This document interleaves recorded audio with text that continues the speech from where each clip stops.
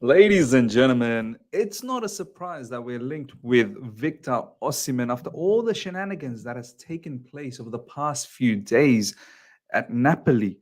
It's absolutely mad what has gone down with Victor Osimhen over there. So we'll talk about that. We're linked with Victor Osimhen. Whether it's realistic or not, that's a different story. Obviously, Ivan Toney's name is always floating about. I think that's the name that we are concretely, if that's even a word, that we're linked with. But I also want to explore another surprise name. I want to throw it out to you guys, see what you guys feel about it. Let's go. All right. Here we go, back again on the other side of the coin. All right, welcome back to the other side of the coin, ladies and gentlemen. Check this out. Latest news from Chelsea point of view. Chelsea are preparing to explore a January deal for Victor Osimhen as Mauricio Pochettino is desperate to land a striker in January transfer window. So this is coming from, let's have a look at this. Who's this particular brother? Ryan Taylor. I don't know, football reporter for Daily Mirror. There you go. Okay, so some sort of credibility, of course, because all the news accounts out there are reporting on this. Osimhen is now understood to be looking for a way out of Napoli, who were threatened with legal action earlier this week by the Nigeria international's agent following an offensive post that was shared on the club's TikTok. So if you guys are unaware, there's Romelu Lukaku's picture. I'm not really sure why that's up there, but potentially because we probably might be getting rid of Romelu Lukaku for good next summer. I believe he's already scored a goal for Roma today. He's actually done all right. Let me have a look what the score is. Roma has won 2-0. There you go. Roma has won 2-0 and Lukaku has scored the first goal. So that's probably one of the reasons. Now, coming back to the Victor Osimhen situation, ladies and gentlemen, over the past week, some madness have happened. I think it all started off with Victor Osimhen getting a penalty and then missing the penalty. And then off the back of that, his own club's admin, I think in TikTok, put up a derogatory video where they put a coconut body of him with his head, like they had a coconut body and his head on the coconut. They had this whole heap of other video as well. I think there was 2 videos. I don't know whether one of them was fake, but definitely one of them was mocking him, his own club, on their TikTok page, mocking him for missing that penalty. And then obviously, someone like anyone, it doesn't even need to be Victor Osimhen, anyone would be very, very offended by that when your own club is mocking you. So off the back of that, Osimhen obviously threatened legal action. His agent came out and obviously their camp wasn't happy. And then Napoli then came up with a statement, which was even more bizarre, where there was no sorry. It was more like, oh, it was a lighthearted thing, this, that, the other. It was more like they were trying to justify their action. And as I said, there was no sorry whatsoever. So, look, the situation, and I think today Victor Osimhen has actually come up with his own personal statement. There's statements flying around everywhere. Bottom line is, ladies and gentlemen, I think this particular relationship between Victor Osimhen and Napoli is now absolutely fractured, and it will break definitely in the January window or next summer. This particular player will have to leave Napoli because there's just too much issues that's happened over the past week, and the damage is done. It's beyond repairable now. So look, is this a realistic target for us? I want to touch base on what Frank Leboeuf said as well, which will back up what I'm about to say, which is I don't think it's realistic. Someone like Victor Osimhen, you'd think he'd won Champions League football. We'll at least have to make Champions League football, or by the January window, have to be in the hunt for Champions League football. So that's one thing. The other thing is, how much wages do you want to pay?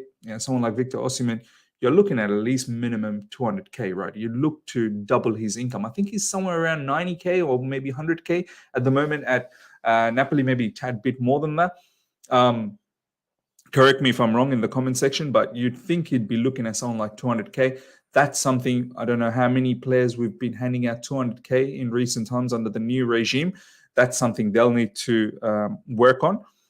Look, is Chelsea a lucrative club to come into? Of course, one of the top clubs in London. It's a nice location, big club in Europe, but you have to have Champions League football. You have to, I feel like. So from that perspective, I don't know how feasible it is to get someone like Osimhen. Osimhen is a Chelsea fan.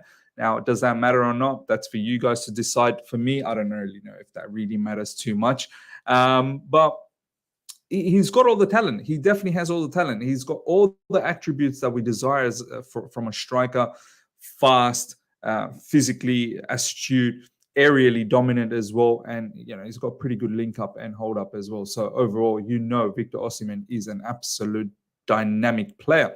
Chelsea are understandably impatient and will look for a proven striker in January. Brentford's Ivan Toney and Napoli's Victor Osimhen are targets. So both of these names have been floating around. Ivan Toney, I feel like, is probably more feasible. I just get the feeling someone like Chelsea will be able to land Ivan Toney. Ivan Toney as well, if you want to take any of these seriously, and somewhat you do need to, players when they start interacting with Chelsea players online, you have to start thinking, there's something going on. Ivan Toney on Instagram, off the back of Reece James and Lauren James's picture, I think it was Reece James who put that particular picture up. Ivan Toney puts a comment of fire emoji. So, why are you doing that, Ivan Toney? Why are you doing that? So that's something to look into. Ivan Toney, Premier League proven. I can fully understand Pochettino wanting a player like him.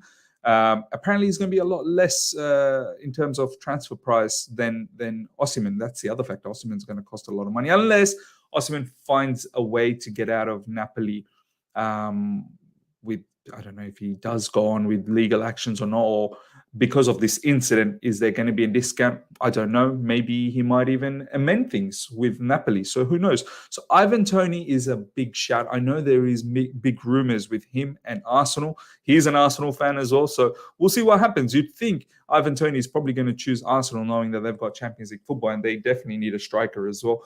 And he'll definitely start at Arsenal. But I feel like there's probably more chances of us landing Ivan Toney than Osimhen. Now, before I go on to the next topic, which is Frank Leboeuf, talking about, actually, let's touch up on this, and then I'm going to talk about the striker, the dark horse striker, right?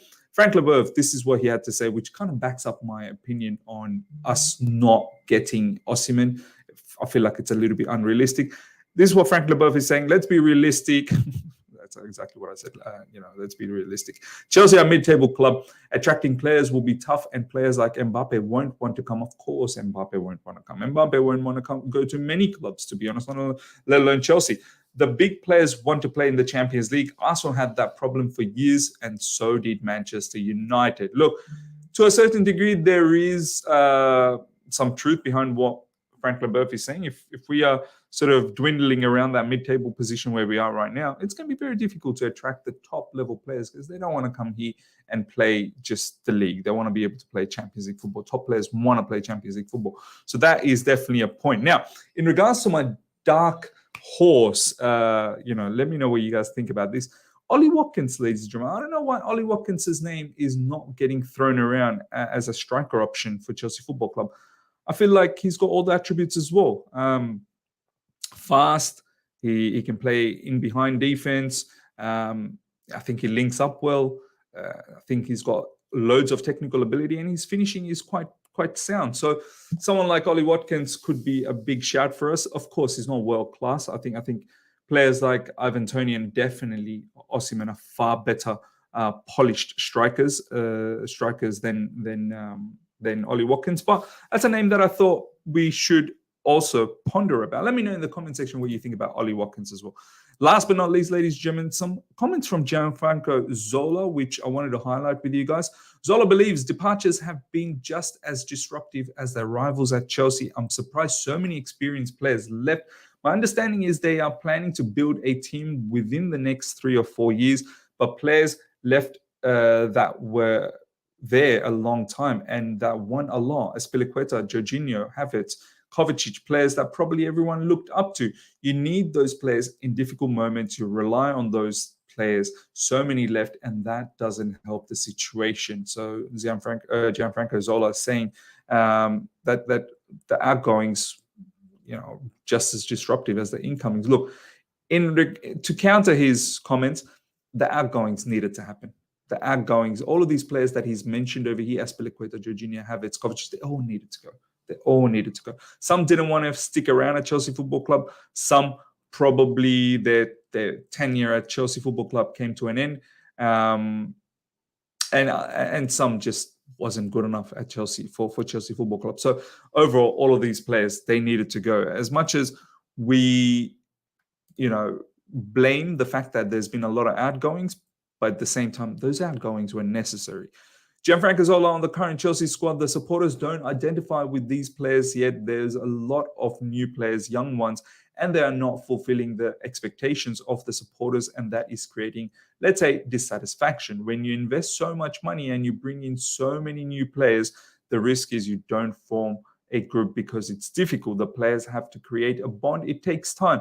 I hope the supporters understand the expectations level can't be like it was 4 or 5 years ago. This is not the same team now. The team is forming itself. That's the problem at the moment. That's true talk from Gianfranco Zola. I mean, I think us as a fan base, we do need to be a tad bit patient. But as I said in my last video, patience will only go as far as picking up the victories along the way as well. I'm not saying win every single game, but you got to win most games, and you can have the odd losses here and there, right? So, and that's absolutely understandable. But when you have prolonged period of losses, it's very difficult to be patient all the time. You do start getting frustrated. You do start scrutinizing the players, the manager, the board, the owners, everyone. So it's paramount. It's paramount that we pick up the victories as much as we can. But Gianfranco Zola is probably right.